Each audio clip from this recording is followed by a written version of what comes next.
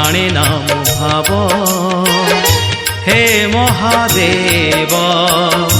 जाने नाम पुण्य हे त्रिलोचन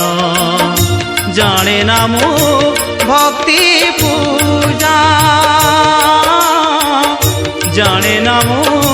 भक्ति पूजा प्रभु कृतिवास बारे तोष प्रभु कृतिवास बारे तोष उड़ू तब कीर्ति ध्वजा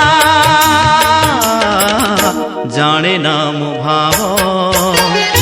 हे महादेव जाने नाम पुण्य हे त्रिलोचन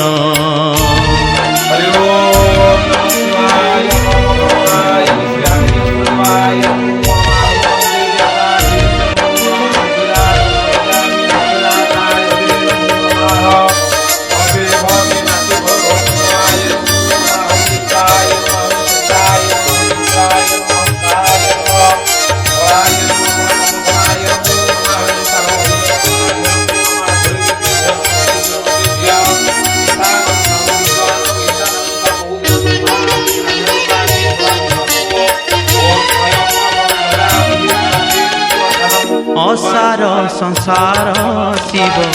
तुम्हें एका सार हटेकेश्वर देवाय नमः। मो ना सिलुपन्ना हटेकेश्वर महाप्रभुंर मुहिली सेवक।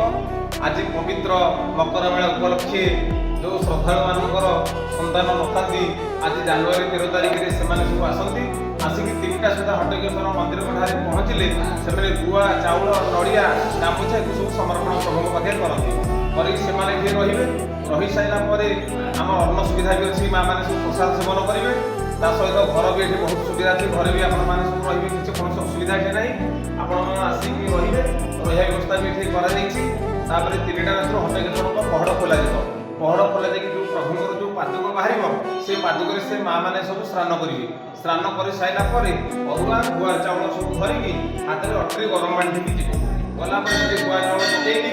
आप फटिकी खोजे खोजला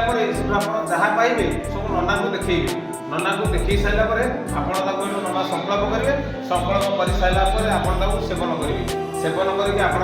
पुणा लुगा पकईबे नुआ लुगा पिंधि हटेकेश्वर मंदिर ठारे आप प्रणाम करेंगे प्रणाम कर मानसिक रखिक आप घर को जी देखिए आसंता वर्ष को संतान आपको निश्चित प्रभु हटेकेश्वर प्रदान करते